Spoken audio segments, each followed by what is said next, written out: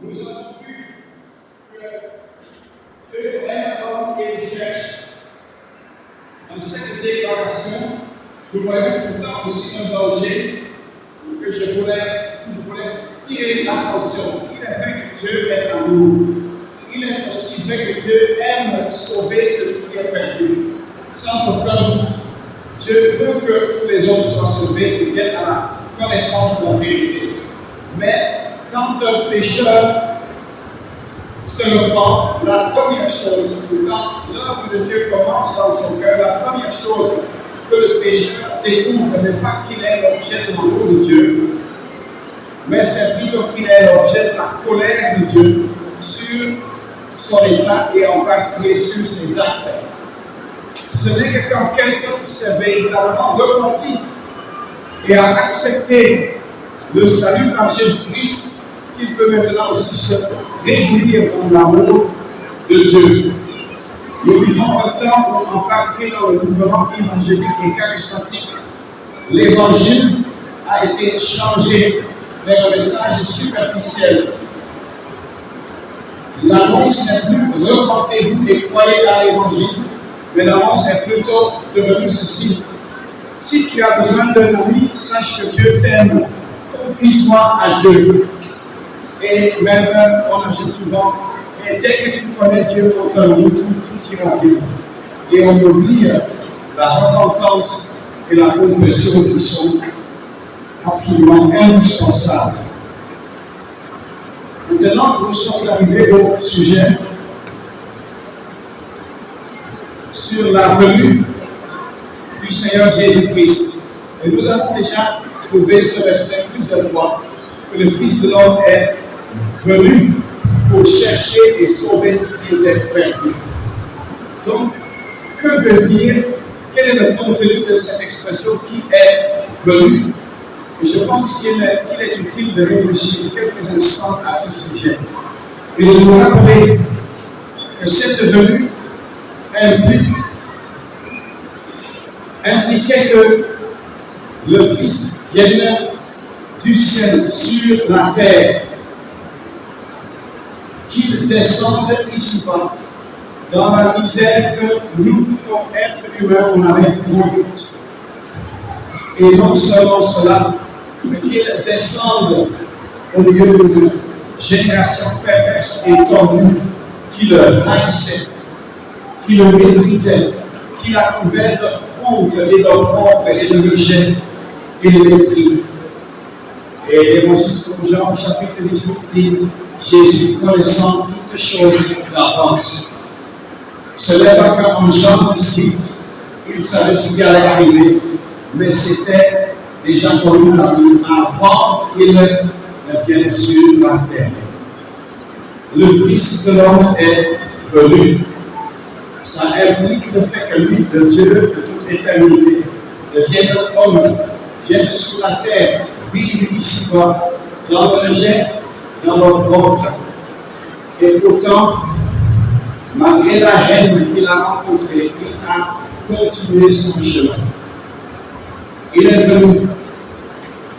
Cela inclut non seulement sa descente sur la terre, mais ça inclut également le fait qu'il est venu pour mourir à la croix. Dans la Bible dit, le Fils de l'homme est venu pour chercher et sauver ce qui était perdu. Dans cette venue, il était inclus sa naissance, sa parfaite vie à la croix de Dieu et sa mort expiatoire. Ce n'est pas sa venue en tant que tel sur la terre qui sauve, mais c'est sa venue sur la terre pour mourir. Il était né pour mourir. Et nous devons nous rappeler que ce n'est que grâce à cette venue qui inclut son œuvre à la croix que le pécheur repentant est sauvé et découvre maintenant qu'il est l'objet de l'amour de Dieu. Quelle bénédiction, quelle joie de savoir que le Fils de l'homme est venu pour moi, pour toi, mon frère, ma soeur, pour nous. Et si tu es ici présent et tu ne connais pas encore, avec certitude, il est possible pour toi, aujourd'hui, avant même la pause, il t'a encore fait entendre qui est venu pour toi. Repends-toi, toi, le message de l'évangile, et ainsi découvriras que réellement, il est venu pour toi, il est mort pour toi, il est ressuscité pour toi, il est monté au ciel pour toi, il reviendra pour toi. Quelle joie de le connaître comme sauveur, comme rédempteur, comme libérateur même de l'esclavage auquel on a fait penser aujourd'hui. Que le Seigneur nous aide à comprendre, nous comme croyants, que le message que nous avons à annoncer, ce n'est pas Dieu t'aime, il veut être ton ami, mais le message reste toujours repens-toi. Mais chacun qui se repent découvre cet amour immense de Dieu.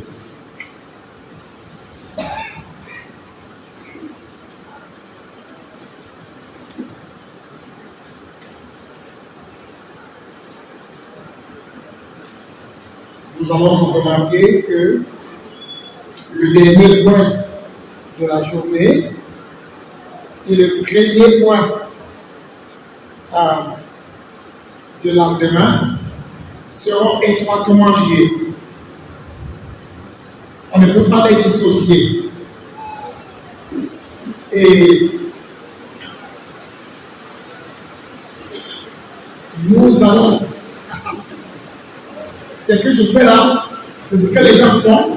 Ils cherchent à se sauver par leurs propres œuvres, alors que l'œuvre de la croix est déjà accomplie. Donc, demain, nous allons beaucoup plus insister sur un aspect qui est la preuve de l'amour et de la justice de Dieu. Mais les deux points sont liés. Il est question ce soir, la venue du Fils de Dieu sur cette terre, accomplissement d'un plan éternel. C'est ça le point. Alors, lorsque dans l'évangile de Jean, régulièrement, au chapitre 1er,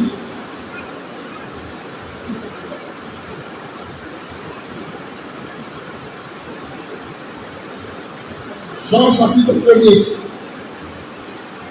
verset 46.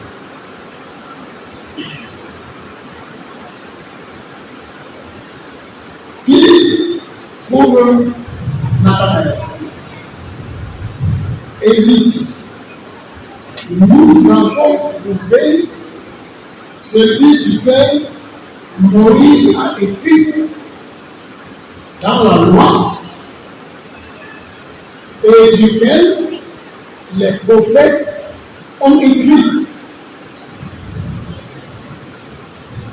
Là, on n'est pas encore allé au-delà du temps.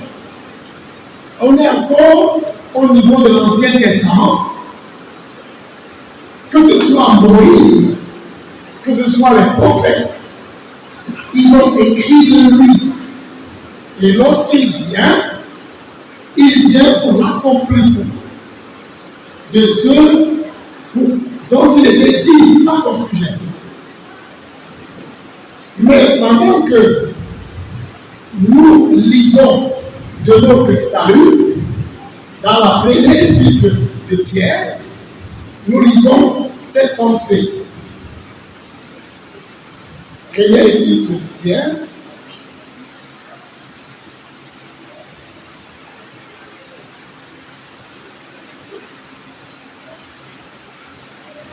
au chapitre 1er,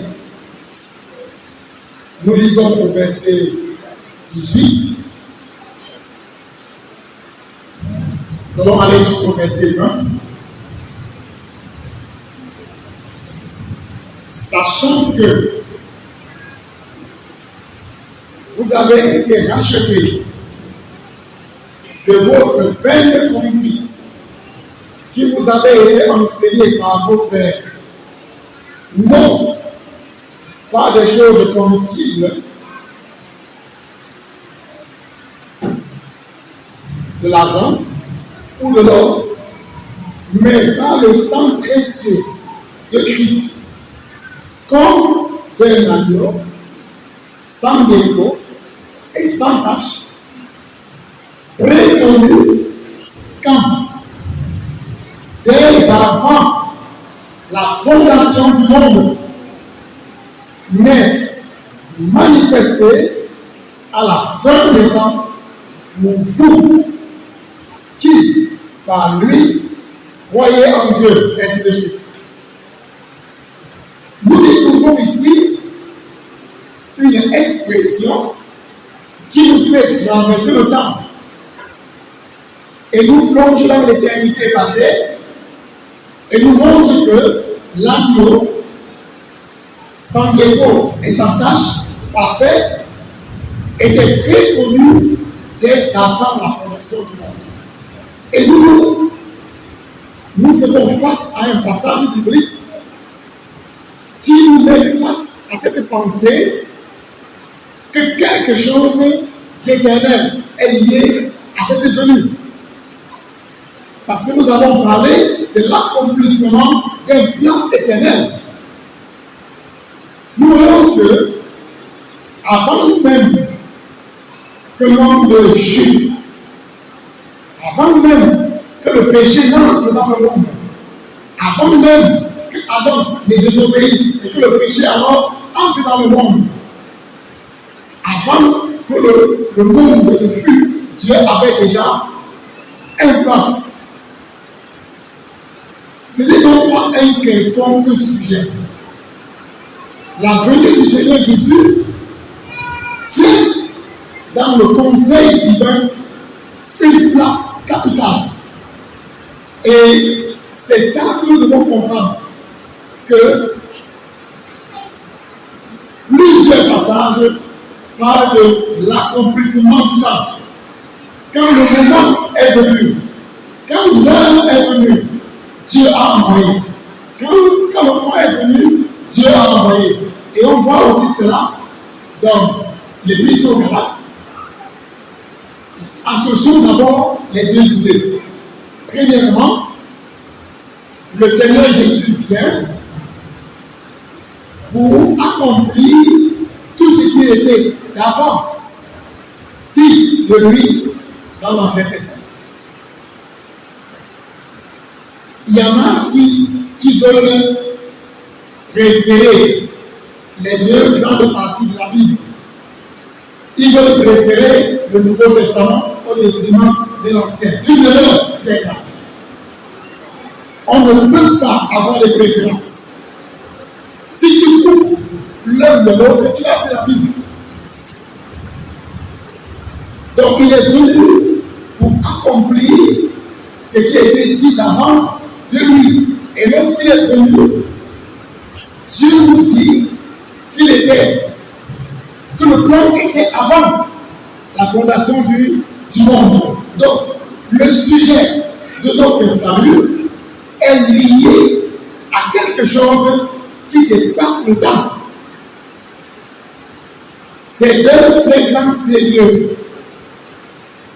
Et le monde religieux veut banaliser ce sujet, veut faire de cela un objet de raisonnement, un objet de discussion et de dispute. Non, c'est d'un très grand sérieux. Et il faut donc se limiter à ce que Dieu nous révèle à ce sujet sans raisonnement. Ça a besoin non pas de raisonnement, mais de la foi.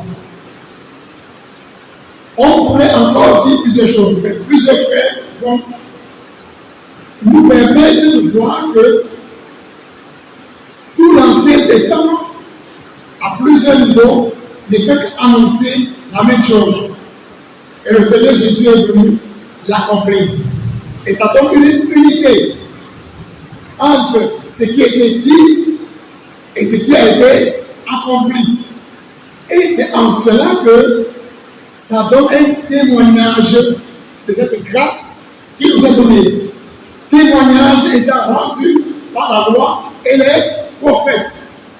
Ça permet même de s'enraciner davantage dans cette question. Que le Seigneur nous aide davantage sur ce point.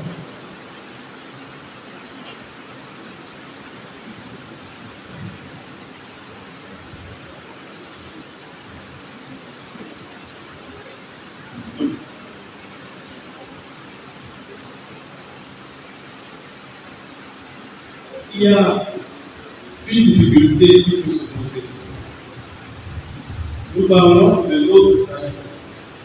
Nous parlons du salut. Et il y a un message de la Bible pour celui qui n'est pas encore sauvé. Et un grand développement pour celui qui est déjà sauvé. Et quand on mêle les deux, surtout pour quelqu'un qui n'est pas sauvé, on va l'éloigner malheureusement du salut. C'est comme jeter des perles au port. Quand Dieu nous cherche, un frère a insisté sur le fait que la rencontre avec Dieu n'est pas la joie. Si ma rencontre avec Dieu n'a toujours été que la joie, Dieu ne m'a pas encore trouvé. Je ne me suis pas encore laissé trouver par Dieu. Parce que quand nous lisons justement dans Jean, l'évangile de Jean, je méditais sur les versets qui suivent ce que le frère a lu, où il est question de Philippe. Sa rencontre avec le Seigneur, c'est qu'il remarque, c'est qu'il dit: d'où me connais-tu? D'où me connais-tu? Avec la femme samaritaine, j'ai voir quelqu'un qui m'a dit tout ce que je sais. J'ai fait tout ce que j'ai fait. À la pêche miraculeuse, le disciple dit: éloigne-toi de moi, car je suis pécheur. Et quand nous lisons dans Jean chapitre 3, il dit: la lumière est venue dans le monde. Le jugement, c'est quoi? La lumière étant venue dans le monde, hein? Le monde n'a pas reçu, n'est-ce pas? Les ténèbres ne l'ont pas reçu. C'est bon de lire pour se lasser, pour que je m'écorche pas. Jean chapitre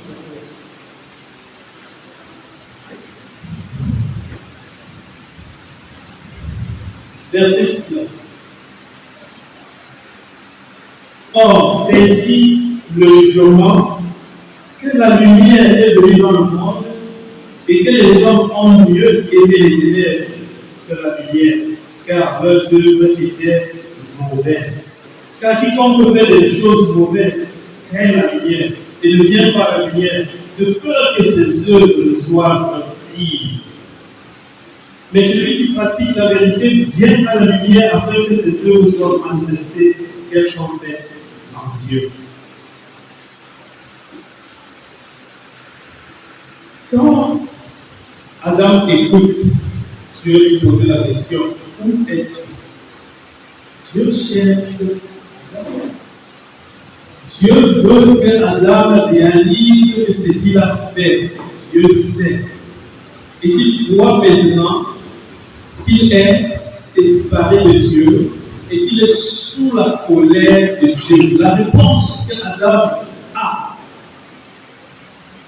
si Dieu l'a trouvé, c'est: je suis sous ta colère, je mérite ta colère pour avoir mal fait. Tu sais ce que je fais, tu me connais. Quand le Seigneur a vécu dans ce monde, tout le monde pouvait le haïr parce que sa façon de vivre et tout ce qui sortait de sa bouche n'était que lumière et touchait la conscience même des hommes les plus respectés dans les milieux religieux. Et quand quelqu'un n'est pas prêt à se voir comme Dieu le voit, il ne laisse pas Dieu le trouver. Il cherche à dissimuler. La chose qui touche un cœur, c'est que celui qui me parle si tardivement me connaît. Il sait ce que j'ai fait jusqu'à maintenant. Et je suis sous sa colère. Quand il est même dit que 99 justes sont laissés pour la recherche de la brebis perdue. Pensez-vous qu'il y avait 99 justes? C'était des propos justes. Quand tu sais que tu es perdu, Dieu t'a trouvé. Parce que Dieu fait tout pour que tu comprennes d'abord que tu es perdu. Et Dieu s'intéresse à ceux qui finalement se rendent compte. Dieu essaie de me faire comprendre depuis que je suis perdu. C'est même pour ça qu'il s'est révélé progressivement, mettant devant l'homme des défis pour qu'à la fin l'homme comprenne. Je ne peux pas. Tu sais ce que j'ai fait. Et moi, je sais que je ne peux pas m'en sortir. On dit en français qu'on capitule. Et alors, je me penche maintenant dans un texte de Jacques. Jacques parle souvent très pratiquement. Quand quelqu'un est trouvé par Dieu, il n'y a qu'une attitude décrite par Jacques ici qui peut le caractériser en ce moment-là, au chapitre 4.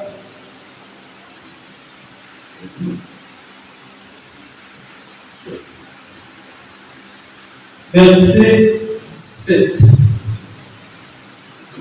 Soumettez-vous donc à Dieu. Dieu sait ce que tu as fait. Soumets-toi donc à lui. Accepte qu'il sait ces choses, qu'il te connaît. Et puis, il ajoute résistez au diable et il s'envoie de vous. Approchez-vous de Dieu et il s'approchera de vous. Nettoyez vos mains pécheurs et purifiez vos cœurs, vous qui êtes double de cœur. Sentez votre misère et mêlez-le et pleurez. Que votre rire se change en deuil, que votre joie et votre joie en tristesse. Humiliez-vous devant le Seigneur et il vous élèvera. Le cœur est double. Le cœur, un cœur me dit, c'est pas quand même très grave. Je parle maintenant comme les enfants. Mais un autre cœur me montre la gravité de ce que mon état représente devant Dieu. Il faut résister au raisonnement. Même quand Dieu te parle, quand tu entends sa voix te parlant de toi, te montrant qu'il te connaît, il y a quand même des raisonnements du diable. Il faut résister, c'est à toi de résister. Et plutôt de prêter oreille à Dieu qui s'est approché de toi, qui te cherche. Ainsi, en t'approchant, en tournant ton cœur, ton entendement, pour l'écouter, parce qu'il a fait le premier pas. Alors, tu ne peux que t'humilier. Tu ne peux que laisser que cette lumière brille dans tous les recoins de ton cœur. Tu ne vas pas cacher un côté. Tu ne dois pas lui donner une partie, comme si tu faisais maintenant un marché avec Dieu. Tu vas simplement reconnaître ce que tu es.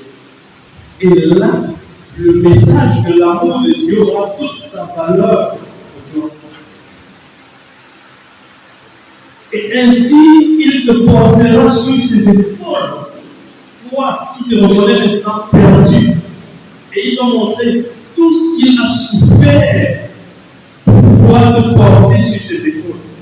Quand il pouvait dire au paralytique, tes péchés te sont pardonnés. Tout le monde a raisonné. Qui peut pardonner les péchés si c'est Dieu? Mais puis il a posé la question. Qu'est-ce qui est plus facile? De dire lève-toi et marche, ou de dire tes péchés sont pardonnés? Qu'est-ce qui est plus difficile? Qu'est-ce qui est plus facile? Par sa parole, il a créé toutes choses. Par sa parole, il a fait des miracles. Quand il dit cela s'accomplit. Mais pour qu'un seul péché soit pardonné, il a fallu qu'il prenne la nature humaine, qu'il vive au milieu de la corruption humaine comme le seul homme juste, rejeté de tous, qu'il ait le témoignage de Dieu et des hommes, et que le juste, pas seulement souffrant entre les mains des pécheurs, ce sera plus développé demain.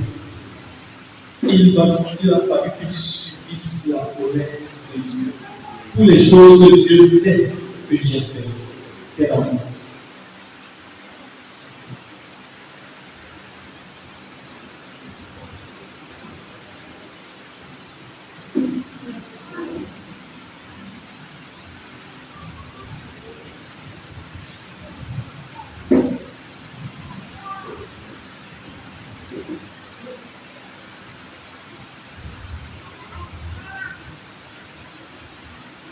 Pourquoi Jésus est-il venu? C'était pour effectivement accomplir les plans éternels de Dieu. Il dit dans la parole, dans Jean 6, le verset 38, à partir du verset 38, il dit, car je suis descendu du ciel, non pour faire ma volonté, mais la volonté de celui qui m'a envoyé. Et c'est ici la volonté de celui qui m'a envoyé, que je ne perde rien de tout ce qu'il m'a donné, mais que je le ressuscite au dernier jour. Car la volonté, c'est ici la volonté de mon Père, que quiconque discerne le Fils et croit en lui ait la vie éternelle. Et effectivement, cette volonté de Dieu passait par l'œuvre de la croix. Nous lisons dans Hébreux 10,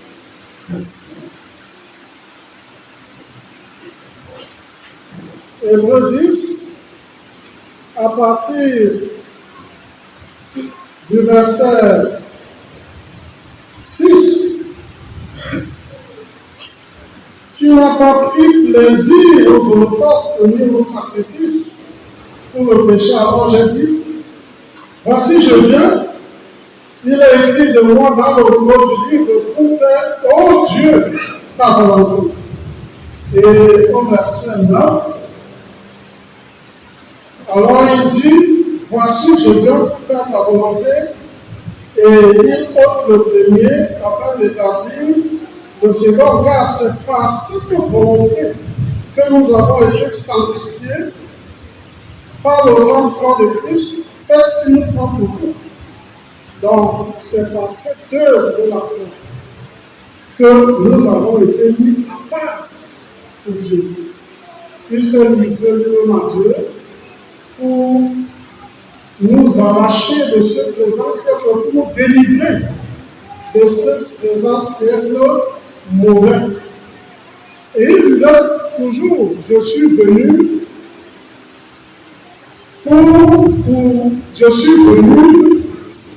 pour faire la volonté de Dieu, pour accomplir l'œuvre que Dieu lui avait donné de faire. Et il disait, c'est pour cette heure que je suis venu.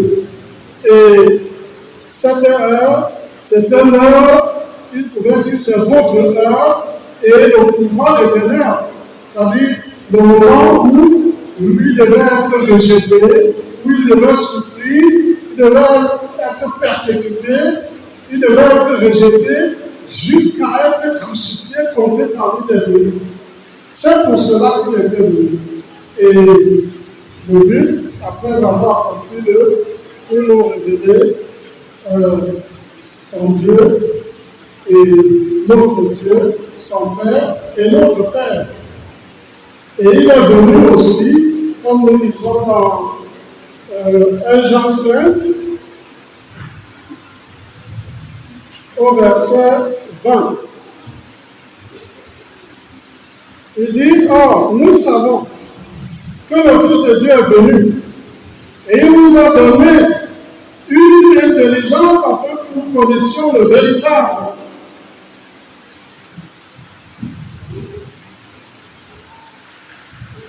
Afin que nous connaissions le véritable, et nous sommes dans le véritable, savoir dans son Fils Jésus-Christ, lui est le Dieu véritable et la vie éternelle.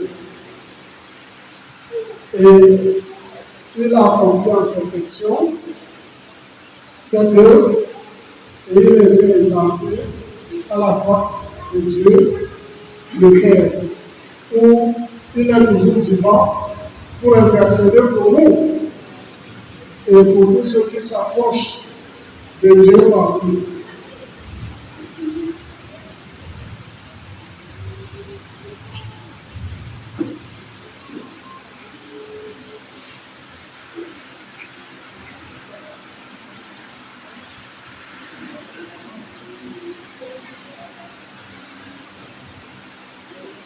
Nous avons donc l'accomplissement d'un plan éternel, à savoir par la venue du Fils de Dieu sur cette terre. Je m'adresse beaucoup plus maintenant à ceux qui sont enfants de Dieu, qui savent l'être.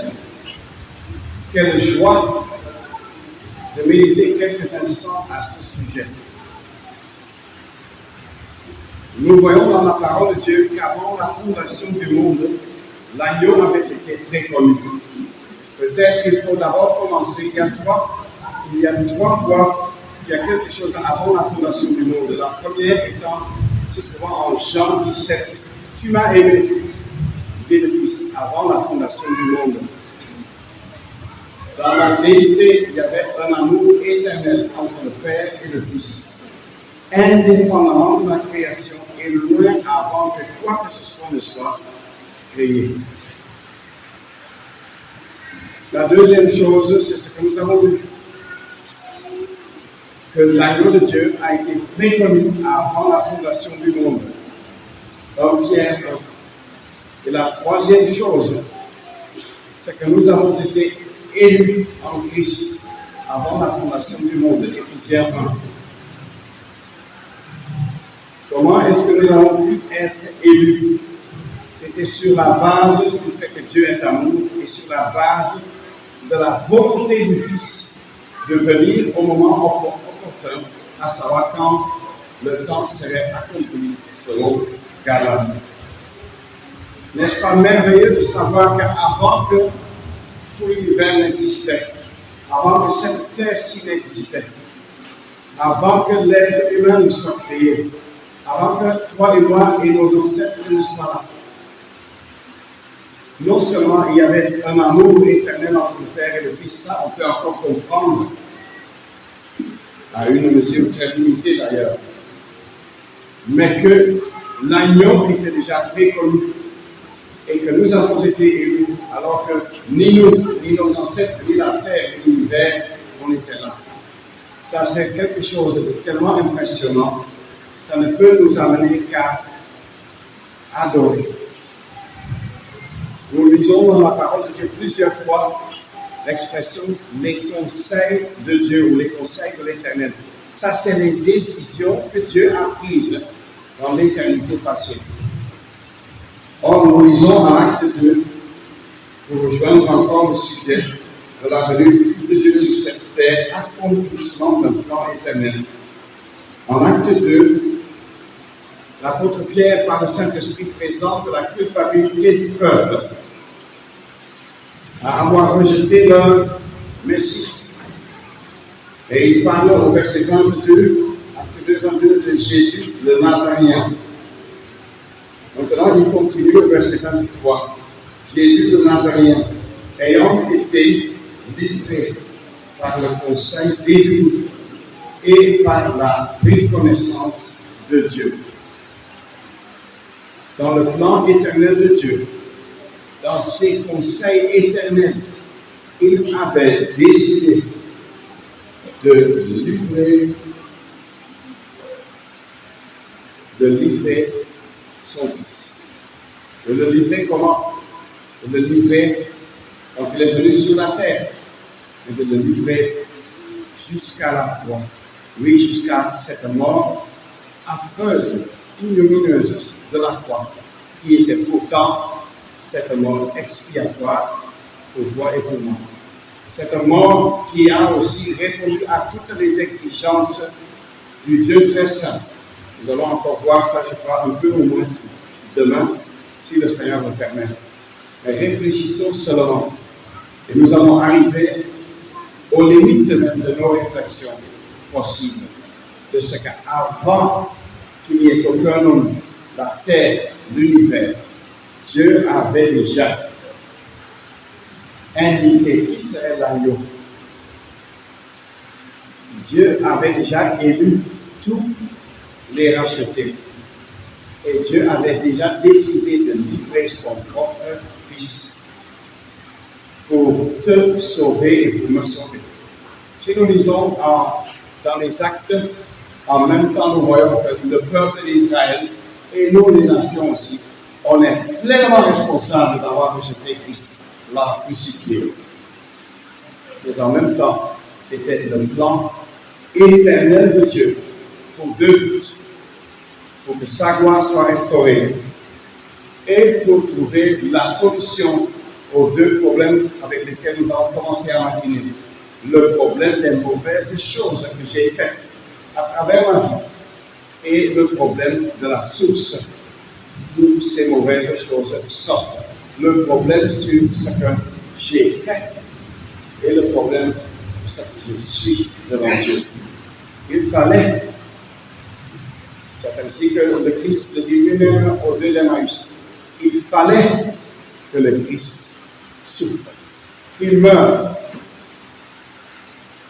C'est la culpabilité de l'homme, juif et païen, mais en même temps, c'est l'accomplissement d'un plan merveilleux d'amour, un plan éternel qui dépasse de loin notre entendement. Nous pouvons seulement dire, je ne sais pourquoi dans sa grâce, Jésus m'a tant aimé. Pourquoi dans sa grâce, ce grand Dieu d'éternité m'a tant aimé, nous a tant aimé, que Dieu a donné son Fils unique pour nous, et que le Fils unique et bien-aimé s'est livré en sacrifice sur la croix. À lui soit la gloire.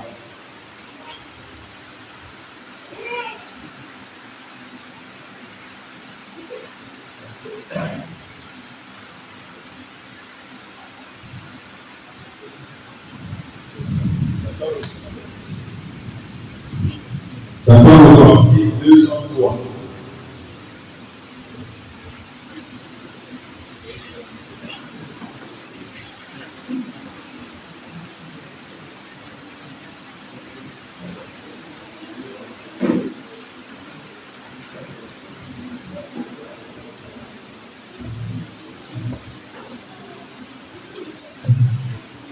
Corinthiens 203, couplet 1, 2, 4.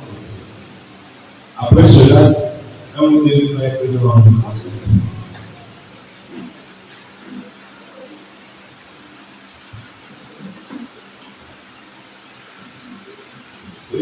Nous sommes trois.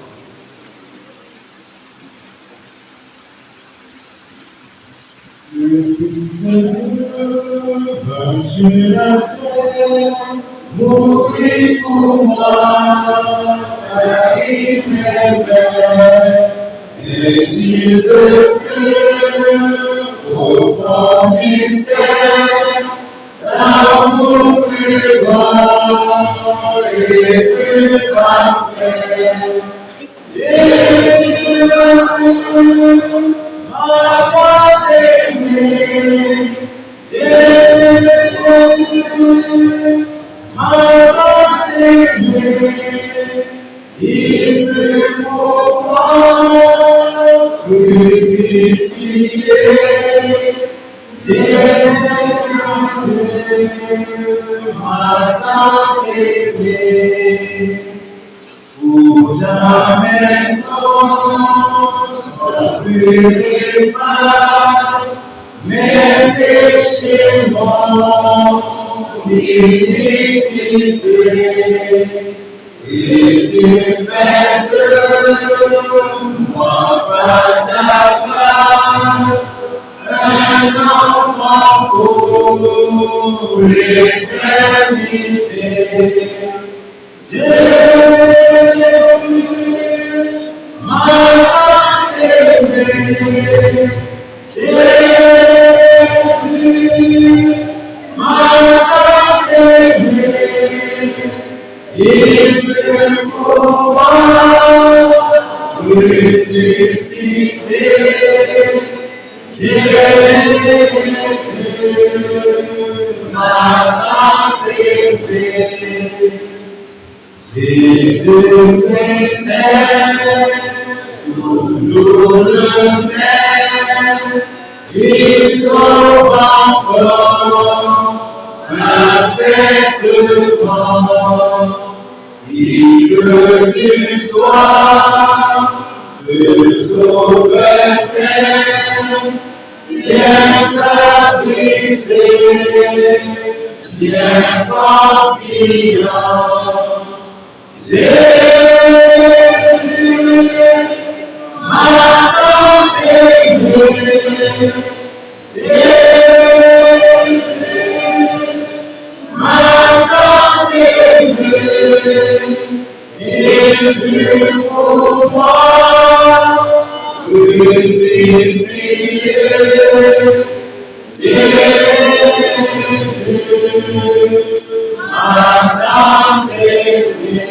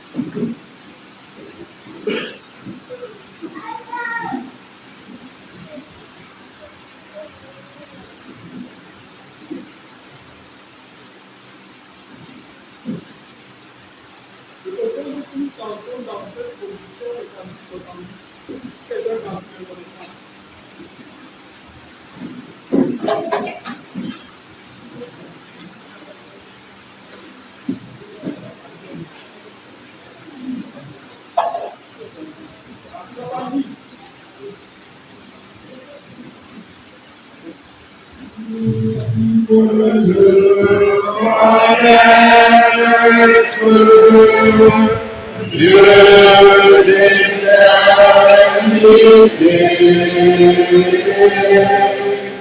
ô Seigneur et Maître, Dieu de sainteté.